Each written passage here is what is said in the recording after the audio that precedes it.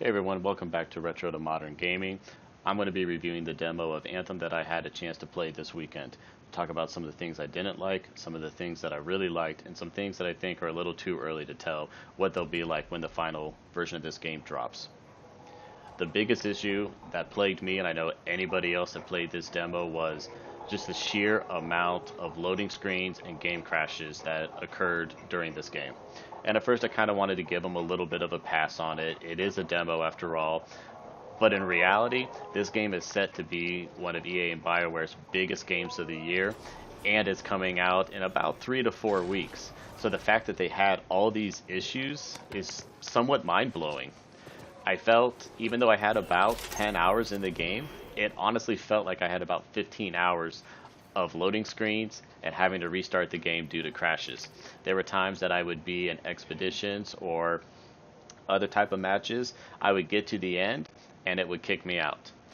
Now, fortunately, one good thing that I can say about this is if you are in a game and you get kicked out, when you restart the game, it will put you back into the expedition or activity that you were doing with the same people.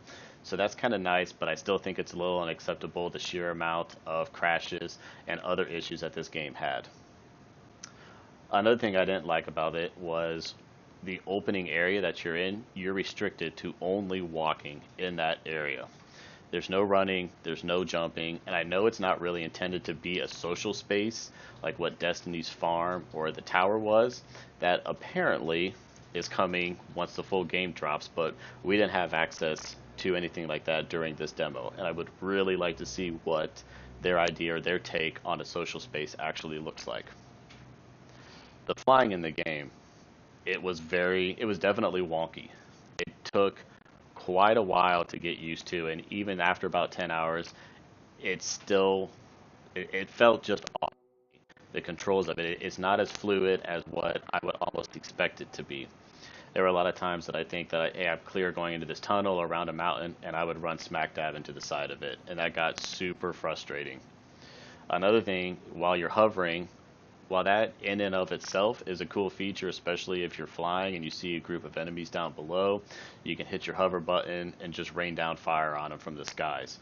However, if there's a ledge that's just directly above you or below you that you want to get to, you do not have the ability to simply hover straight up and straight down. You've got to turn your thrusters on and hope that you can re-engage the hover button when you get to the platform you want. And that was really frustrating for me.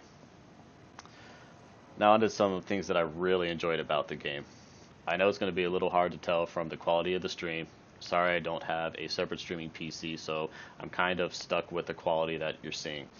But don't let that despair you because the overall quality, the graphics of this game, they're incredible.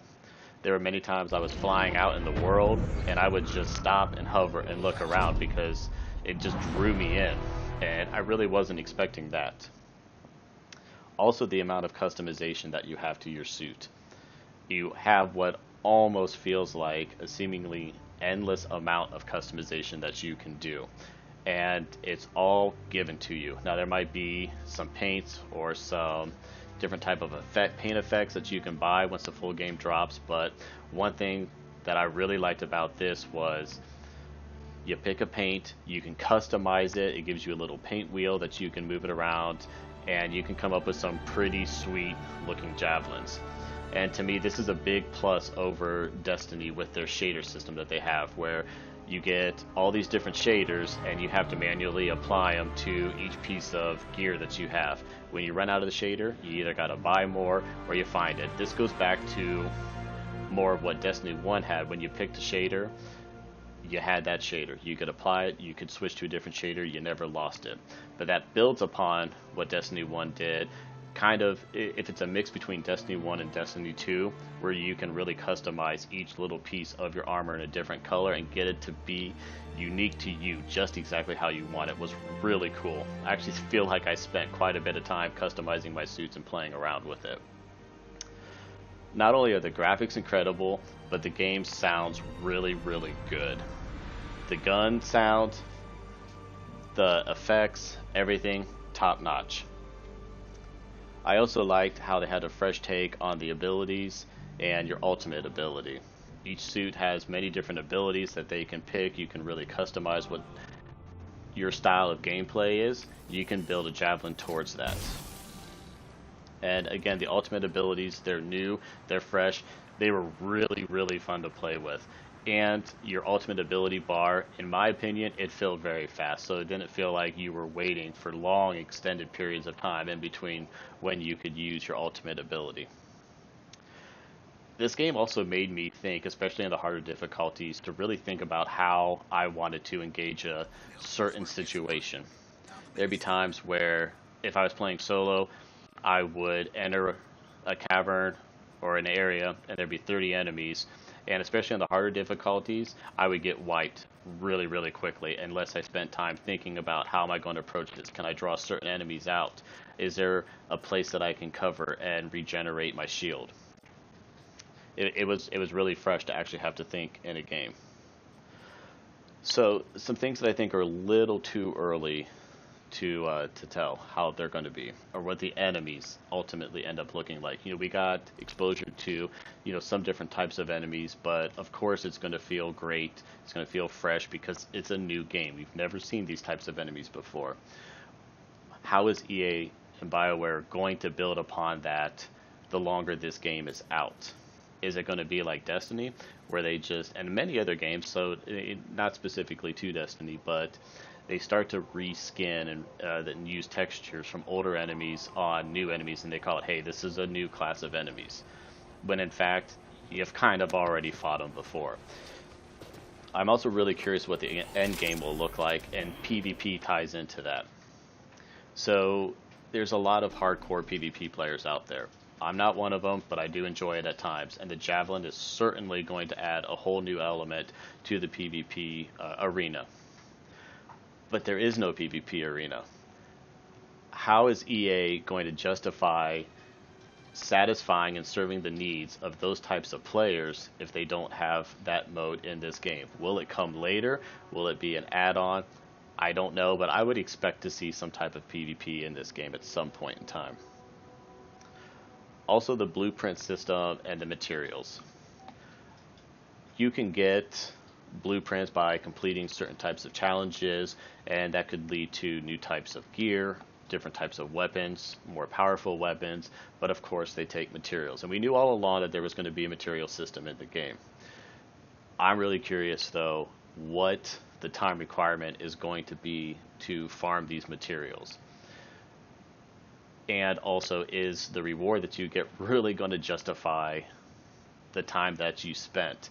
I don't mind farming for materials. I know it's kind of an inherent part in many games today, but I don't want to be spending weeks and weeks or months farming for this really obscure type of material that I need for the blueprint.